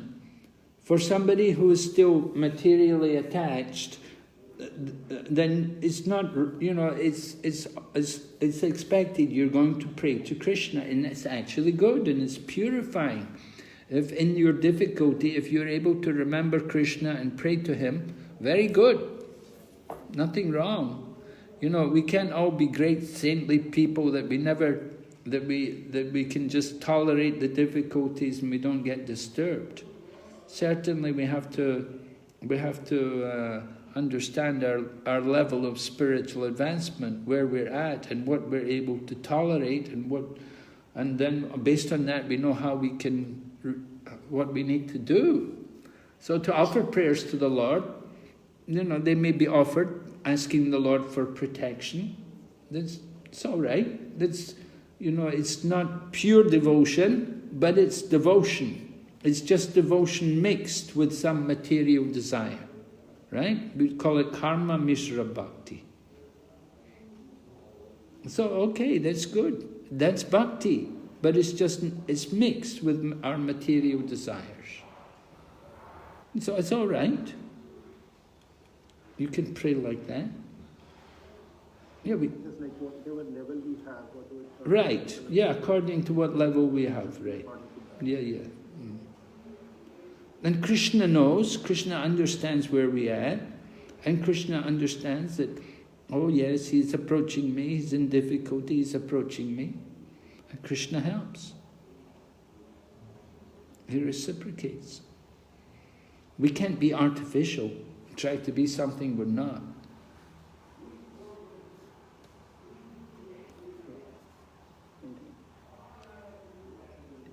All right? Any other questions there?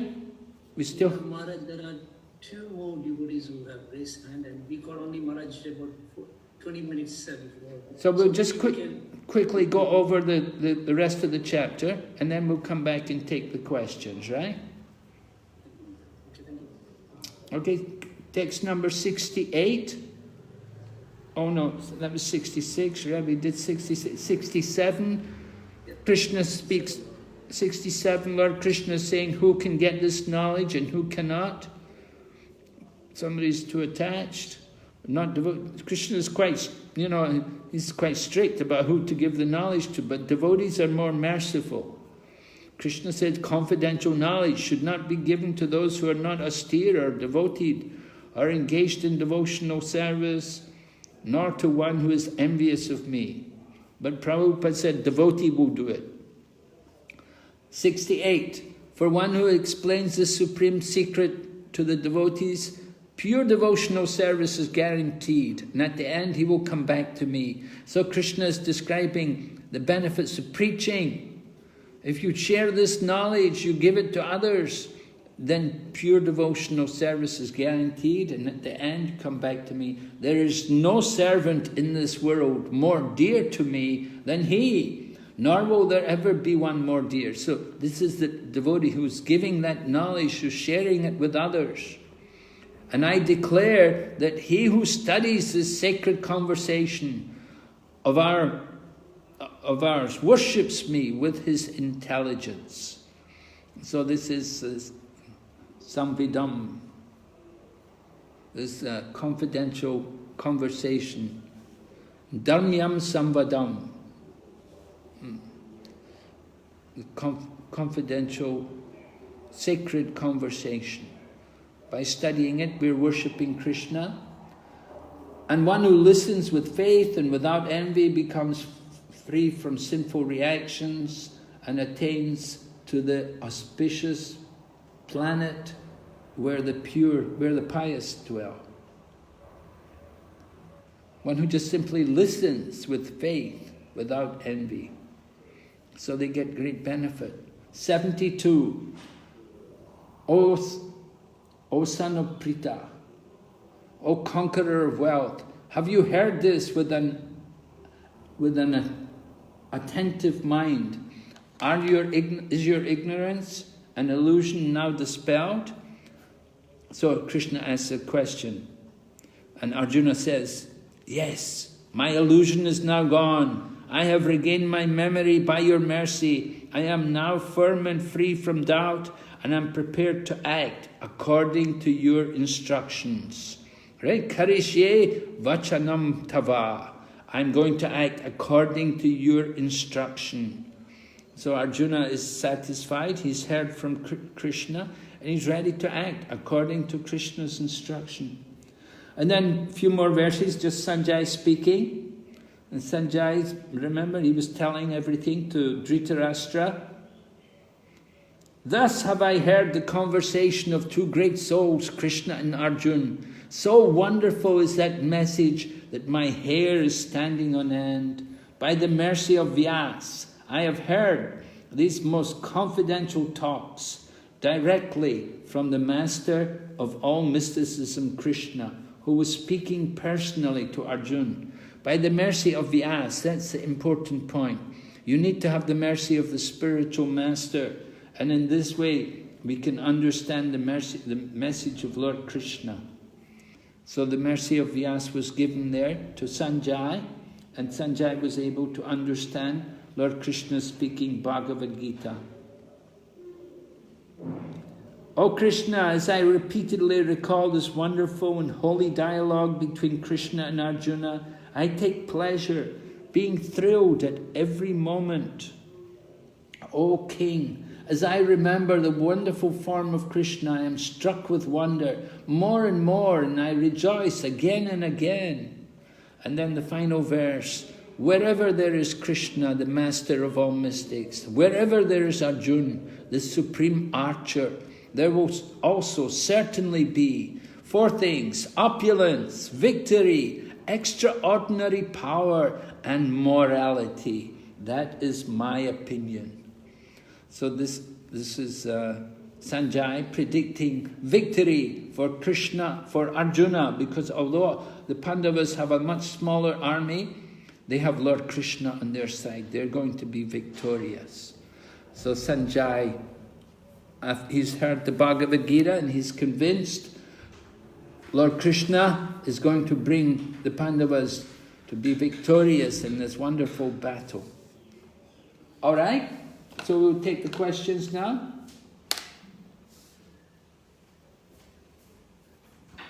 Yes, Maharaj. Chandramukhi Prabhu, you had a question. Harshad, okay, Harsha Mataji, you can go ahead. Or Chandramukhi Prabhu, either of them. Hare Krishna Madhu. Hare Krishna Maharaj. Hare Krishna. It's not a question, I had a comment on that Sarva Dharman Parityajya. So in the Srimad Bhagavatam, Bhagavad Gita ends with that, and the Srimad Bhagavatam first canto, first chapter says Dharma Projita Kaitava Projita. That verse, it explains that Kaitava Dharma is like giving up all materially motivated. There Prabhupada explains that Bhakti, Mukti and Siddhi. So all these should be, given up. Okay. That yes. was my comment. Very good. This is a good comment. Yes. Bhakti Mukti Siddhi Kami Sakale Ashanta. Krishna Bhakti Nishkam Saisha Shanta. Right? Yes, Only the devotee's mind is peaceful. One who is doing Bhakti, Mukti or Siddhi, their minds are not peaceful. Because they're all doing Kaitava Dharma, cheating religion. When Krishna says, give up all this Kaitava Dharma. Yes. Just do pure devotion. Okay, very good. Shraddhanwani Mataji. Please accept my humble obeisance. Maharaj, I have one question.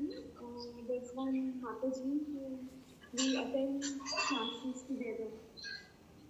So then, but her family does not want her to attend classes. So they kind of they don't want her to be a part of this one. So they do. I cannot hear you, Mataji. I cannot hear you. Your voice is not clear. Can you speak up? Maharaj, can you hear me now? A bit better, yes. Sorry, Maharaj. Maharaj, I have one Mataji who we attend Krishna conscious lectures together, but her family does not want her to attend the classes. So they kind of stop her by doing certain type of black magic where her mind goes out of control. So there are many times when I'm asking her why aren't you coming, she says, I don't want to come today. So then she says, can I actually do Reiki healing? So she tells me, can you give me Reiki healing? I might be able to come. So then she's chanting her rounds. So then when I try to clear her aura by healing, then she feels better than when she comes. So I have this doubt whether I should really do this or just ask her, just leave it on Krishna. But then I feel, no, if this healing makes her feel better and makes her do devotional service, then I must do it. So we both have this question.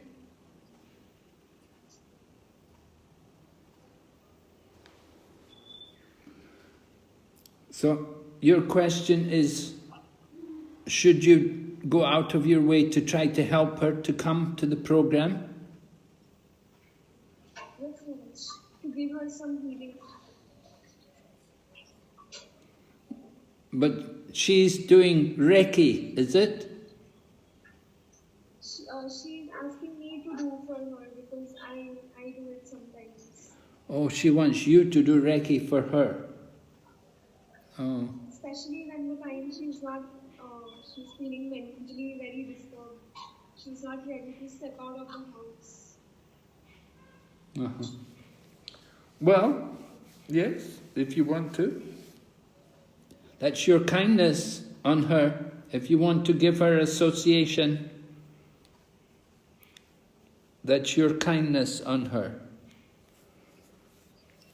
But she... I feel confused. But isn't Krishna protecting? We both want to go for classes, but she's not able to. So Krishna should protect. Then there's confusion. Well, you could give her class yourself. When you give her Reiki, at that time you can give her class.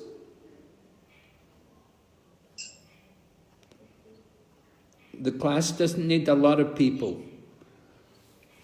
If you have enough time, you can give class when she comes to you. Or do you have to? Will she come to you, or do you have to go to her? No, Maharaj, we don't have to move. I just do it sitting in my house, remembering her, and I chant that time. Then I feel that okay, the healing is going. That time I'm only chanting and reciting Narsimha Kavach. Okay. That's your kindness, that's your mercy on her. But this is not pure devotional service, right? Sorry? What? On her part. But this is not pure devotional service on her part and my part, right? Because we both are not surrendering to Krishna. Right. Yes. Yes, she's not yet devotee, she's not yet in devotional service. Definitely. But you don't know if she doesn't sound like a very good candidate. You know, people who say they're affected by black magic and these things, I don't know. I haven't seen too many people get over this kind of stuff. When they're on that platform that they're affected by some kind of black magic, then it's very difficult for them to actually get out of it and become Krishna conscious.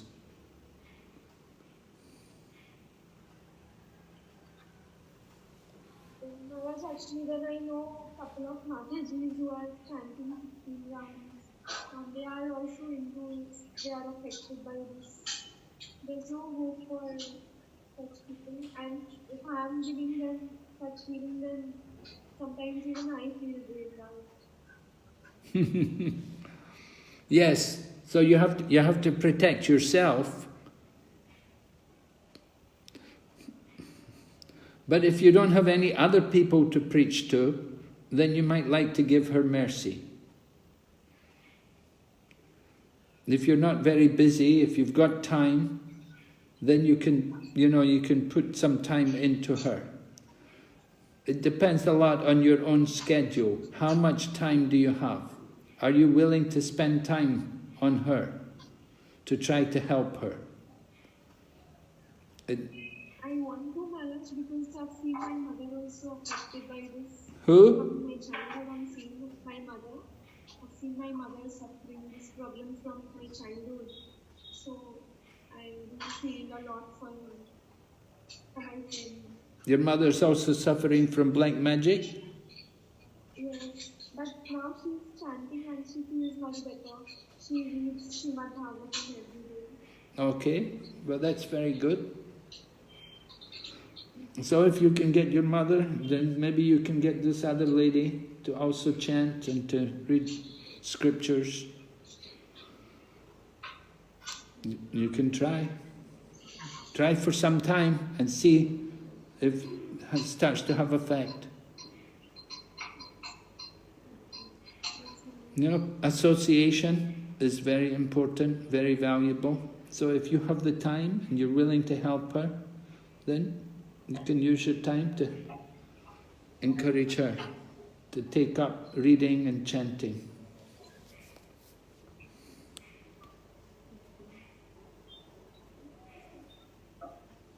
Yes? But is Reiki authorized? Is it a good source to do? Is it a good healing practice? I'm not able to hear you again, Madaji. It's very soft and there's noise in the background. Maharaj, is Reiki a good practice to be done for such situations? Well, Reiki is some material thing. I don't know about it. It's not very useful for devotional service. It's not useful for devotional service. It's just some material, mystic thing, subtle science. It's not going to help us become Krishna conscious. But if somebody else wants it, if somebody else has some faith in it, and they come to you, it's an opportunity for you to give them Krishna consciousness. You can speak to them and talk to them about Krishna and let them hear the holy name. But the Reiki is not going to help make her a devotee.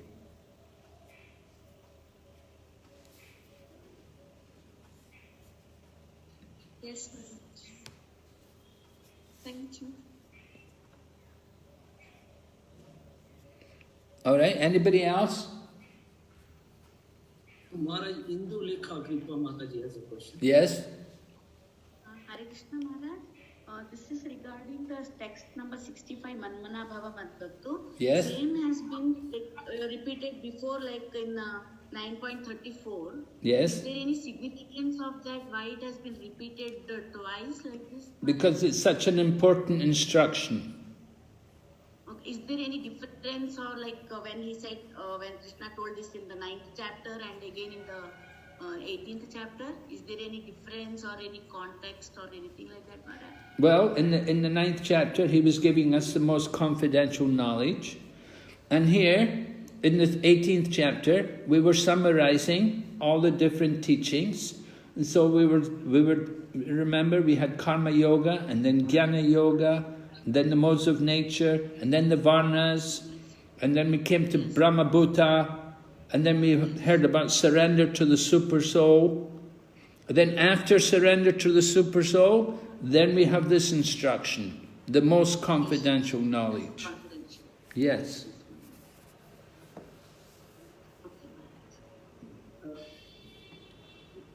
Maharaj, some of the devotees have little bit difficulty on the question 91 from the handbook, and they were asking me if I can request you to give them some points and other things on that.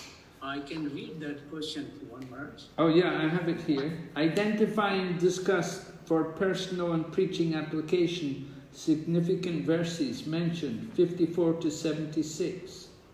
Is it? To 78. That Yes, verse? Maharaj. You know, Yes, I understand that these questions won't be asked in your exam. I thought there's only a few questions, I think, is it? Maharaj, Krishna Keshav Prabhu told us to prepare on this because this is going to be a 10-mark question. Oh, really? And he thinks that it's going to be, they will be asking these questions. So devotees are really pushing towards this. Okay, 54 to 78. 78 is the end of the chapter. That's right, Maharaj, yeah. Almost one quarter of the verses in... Yeah, so significant verses for personal and preaching application, significant verses. All right, so 54 for personal and preaching. I don't know how much you can say. You don't want to pick out all the verses, but you could say 54 was bringing us to the platform of Brahman, right? So coming to the transcendental platform, realizing you're not the body, and devotional service begins from that Brahman platform. So that's important. And then after that, then the next significant verse will be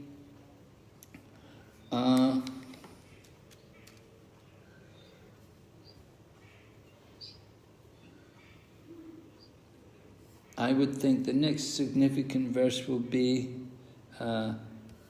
you could mention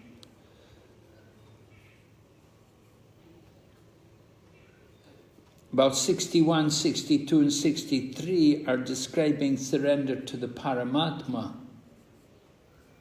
right? And that's mentioned in particular 61, how the Lord is in the heart, directs everyone like we're like on a machine made of the material energy. Right? The living entities are seated on a machine made of the material energy. So the body's like a machine, and we're the living entities, and we're being directed by the Supreme Lord, by the Super Soul. So that's realization of the Super Soul is being given there. That goes up to text 63. And 63 also mentions that well, 61 was confidential knowledge, and then confidential knowledge was at 54, the Brahman, right? Then 61 is more confidential knowledge, because we got knowledge about the Super Soul. And then Krishna says about the most confidential knowledge, Manmana bhava madbhakto madhyaji mam namaskaru. This is the most confidential knowledge. 65.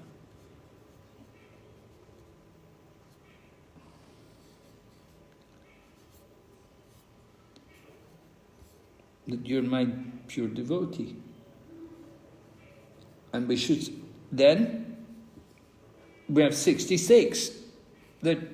Why so many things? Why 4 things? Just one thing? So just surrender. Give up all religion, varieties of religion, or this material religion we give up, and we just surrender to Krishna. So this surrender to Krishna is then given.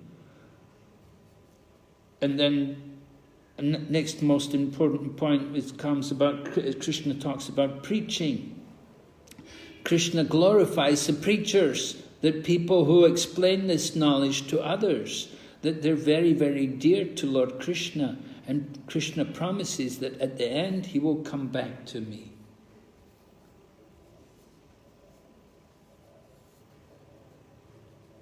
So this is good. And then you could also state how Krishna describes this this dharmyam samvadam, this sacred conversation, that if we study this, we're worshipping Krishna by our intelligence. So that's also a nice thing for preaching about, that studying the Bhagavad Gita is worshipping Krishna by our intelligence. If people will just read the Bhagavad Gita and study it, and they're actually worshipping Krishna. You don't need to have deities, you don't need to have a big altar, just have this book and read this book. This is worship of Krishna by the intelligence. So Krishna's glorified preaching, and then glorified, we heard about worshipping Krishna by intelligence. And then the final thing comes at the end, when Sanjay says, wherever there is Krishna and Arjuna, then there is, 72 is also, if you want to put everything in, you have in 72, you have Arjuna saying that now I'm convinced, I'm going to do what you asked me to do. So the point here is that Krishna doesn't force Arjuna that I'm God, you have to do what I say. But Krishna gives free will. And he is asking Arjuna, what are you going to do? Actually, where is that question? I forgot, it must have come up. Krishna says to, he said, it's up to you, Arjuna, what do you want to do? Which number is it? Which verse? 63. 63. Yeah, then do what, thank you, right, 63, right. Deliberate on this fully and do what you wish to do. So that was 63. That's also an important point, that Krishna is telling Arjuna that it's up to you, as you like. Prabhupada in the purport there says, as you like, you may act. God does not interfere with the little independence of the living entity. Right? Very important. That's also an important point in this final chapter here. That we have free will. Krishna gives us free will. That's an important point. And so then we see at the end, Arjuna saying, yeah, now I'm convinced I'm going to do what you told me. Karishe vachanam tava. I'm ready to act according to your instruction. Karishe vachanam tava. I will do as you ask. So Krishna gave free will to Arjuna, and Arjuna, he surrendered and he wants to do what Krishna told him. And then at the end you have Sanjay's prediction, wherever there's Krishna and Arjuna, there'll be victory, opulence, morality, extraordinary power. So these things are very desirable everywhere. People would like very much. Victory, opulence, morality, extraordinary power. Very nice. So wherever there's Krishna and Arjuna, if we keep Krishna and Arjuna with us, these things will also be there with us. It's a great blessing, benediction. So in this way, you can describe. Is it okay? Oh, thank you, Maharaj. It's really very helpful. Anybody has any questions on this particular? Anybody needs any? Before we take for other questions.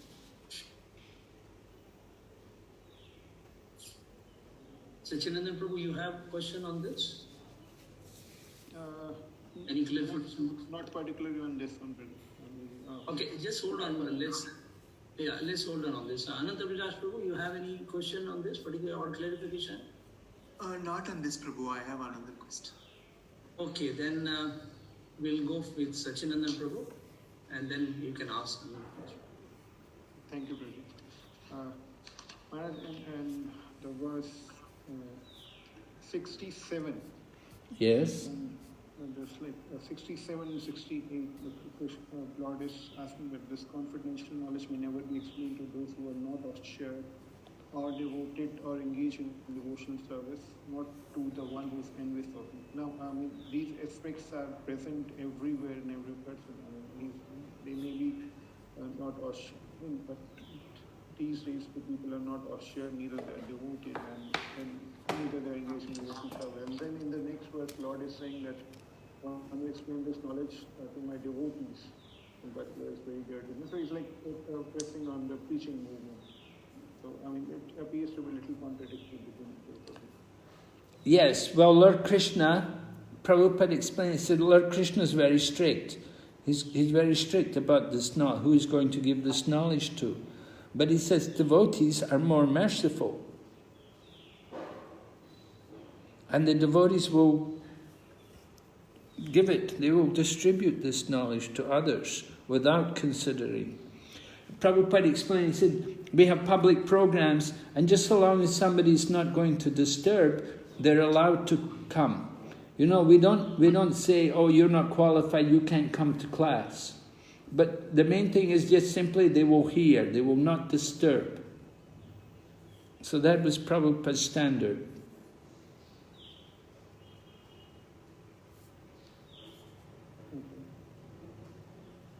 So, I mean, this instruction of not to be discussing this knowledge to non-assured, non-devotees, and something like that. It is ruled over Prabhupada.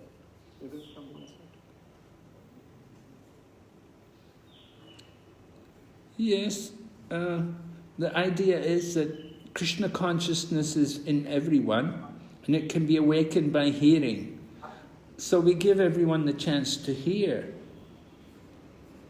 And some fortunate people, they hear, and Krishna consciousness will awaken, and they will take a genuine interest. But there are people who are envious and challenging and so on.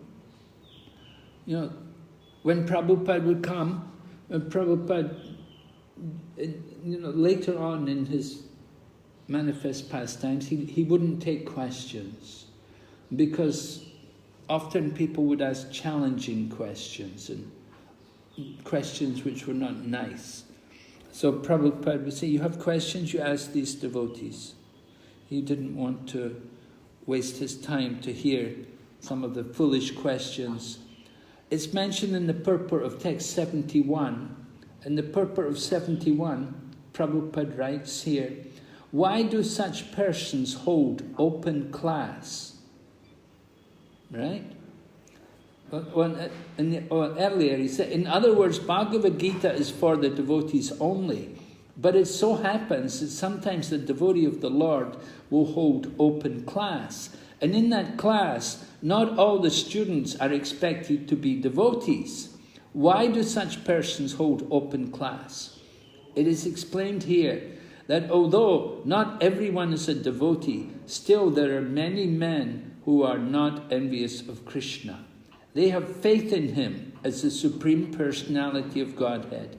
If such persons hear from a bona fide devotee about the Lord, the result is that they will become at once free from all sinful reactions, and after that attain to the planetary system where all righteous persons are situated. Therefore, simply by hearing Bhagavad Gita, even a person who does not try to be a pure devotee attains the result of righteous activity. Thus, a pure devotee of the Lord gives everyone a chance to become free from all sinful reactions and to become a devotee of the Lord. Does that help? Make it clearer? Just one thing to that, Maharaj, as you said it about being envious of Krishna. Now, in one sense, every living entity who is in the material world, they came here because of that envy in them. So the material, that thing of envy is present in everyone. They were envious, they wanted to be enjoyed, and therefore they came. Yes. So in that understanding that everyone is envious of Krishna. Yes. Well, envy is the demon. The demon and the devotee are in everyone. We have to suppress that demonic nature. We have to starve it and get rid of it. Mm-hmm. So, in that sense, this instruction of Krishna is kind of, I was not able to understand it. Like, envy is there in everyone, and one is, to some level, one is also not sure, and one is also not devoted. but the envy will be there in different degrees. Some people will be very outwardly envious, and other people is just a little bit of envy. Yes, we're all envious of Krishna, because Krishna has more. Krishna has more wealth. Krishna has more knowledge. Krishna has more strength. He's Bhagavan. We envy people who have more than us. But there's different degrees of the envy. And who's going to act on that envy? You know, are you going to go out there and try to kill the person who's got more than you? Yeah. So we have to understand that envy can be changed, you see. That envy can be purified. We can develop love for Krishna. By hearing, we have to understand. We are also part of Krishna. It's not that Krishna is our enemy. Krishna is our well-wisher. He's our friend. He's with us.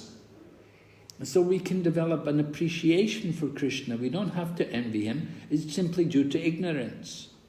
So this envy is like that, because people are in the bodily platform, they envy. But when they're brought out of the bodily platform, then that envy can be completely nullified, lost.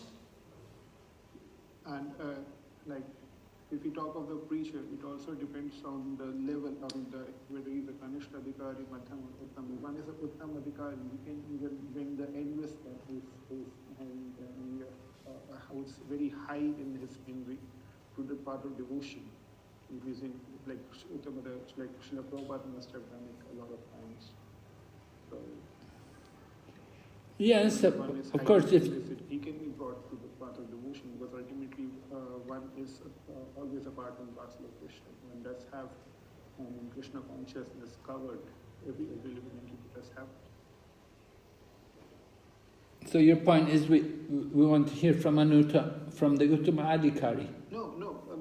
My point is that I was not able to understand this instruction properly, because even if one is envious, they can be brought to the path of devotion. It depends simultaneously on the level of envy and the level of the devotee who is preaching. Yes. So I was not able to understand this instruction of Krishna not to preach to the envious.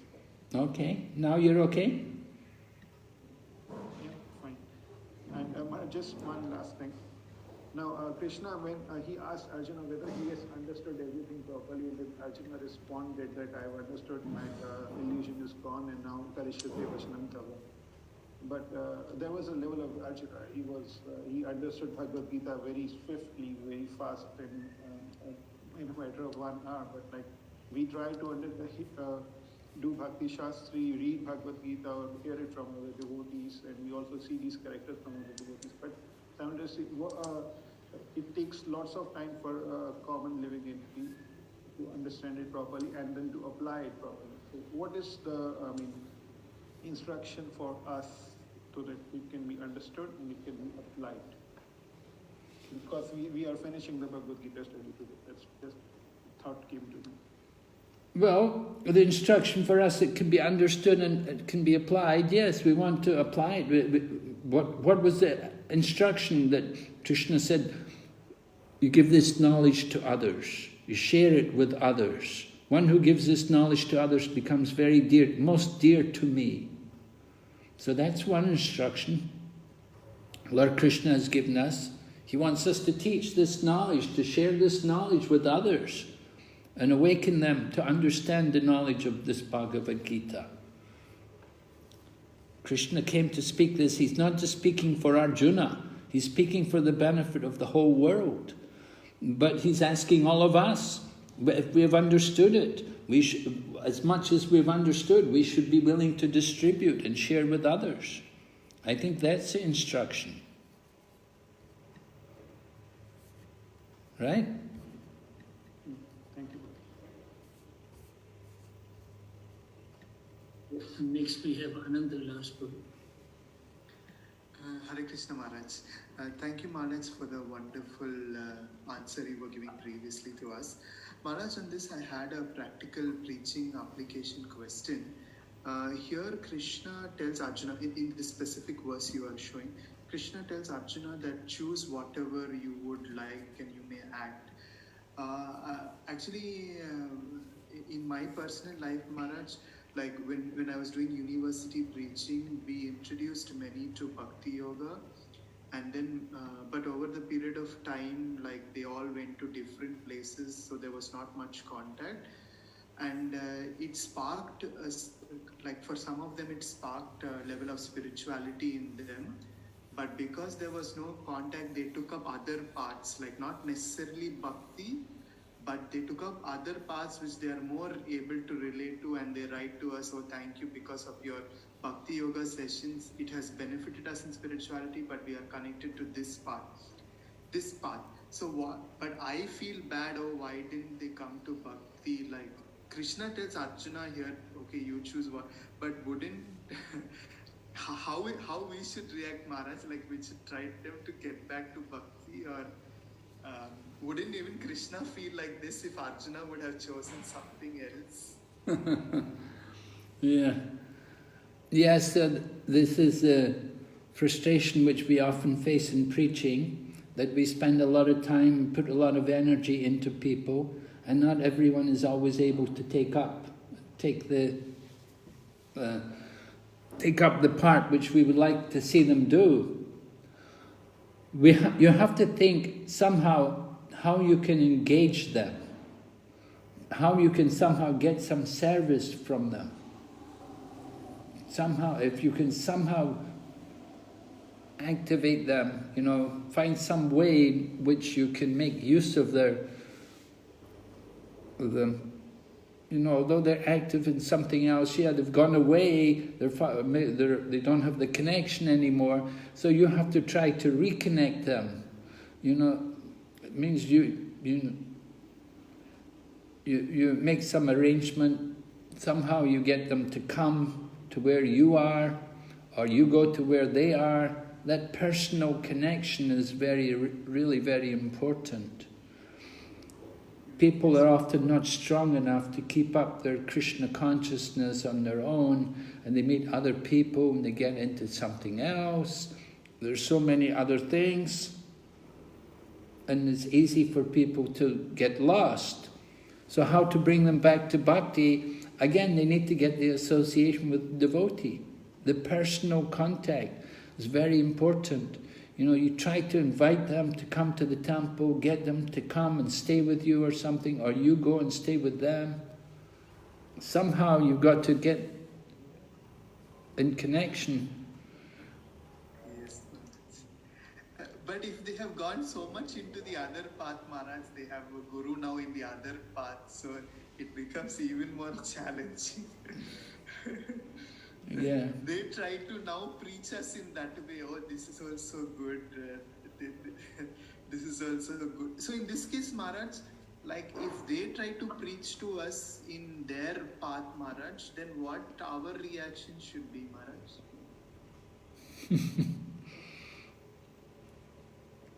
Well, you just have to tell them you're a bit busy, you don't have time to spend with them. Yes, Maharaj. Yes, Maharaj. You've got other things to do. Thank them very much. When I have more time, I'll get in touch with you. Yes, Maharaj. Yeah. Thank you for that insight, Maharaj. It's very difficult, frustrating sometimes. Preaching is a thankless task. It's like Krishna told the gopis, you have to be thankful. I can never repay you for what you've done. You have to be thankful yourself. We got some engagement, we found some engagement preaching to them. They didn't take advantage, that was their bad luck. But, for you got an opportunity to preach to them, and so there was no loss on your part. The loss is on their part. Yes, Maharaj. Okay. Thank you very much, Maharaj. Hare Krishna. Hare Krishna. Hare Krishna Maharaj, so any further instructions Maharaj would like to give us? Oh, well, just encourage you to continue this nice mood you have to study Prabhupada's books, and go ahead. After you study, then you teach it to others and you share it, right? That's what you want to do. Take up the work, the students become the teachers, and then you have to teach and share it to others. And in this way, give this knowledge, give more and more people an understanding and an appreciation of Bhagavad Gita. It's very nice. This is how you can please the Lord Krishna. We will try and abide by this instruction, Maharaj, as much as possible. And we'd like to thank you very much. If anybody else has any comments or anything to say? Okay, thank you all very much. Wish you all good luck. Thank you very much. I request everyone to put on your audio also, and you can say 3 times Haribol to Maharaj. Haribol, Haribol, Haribol. Jai, Srila Prabhupada ki. Thank you very much, Maharaj. Srila Prabhupada ki.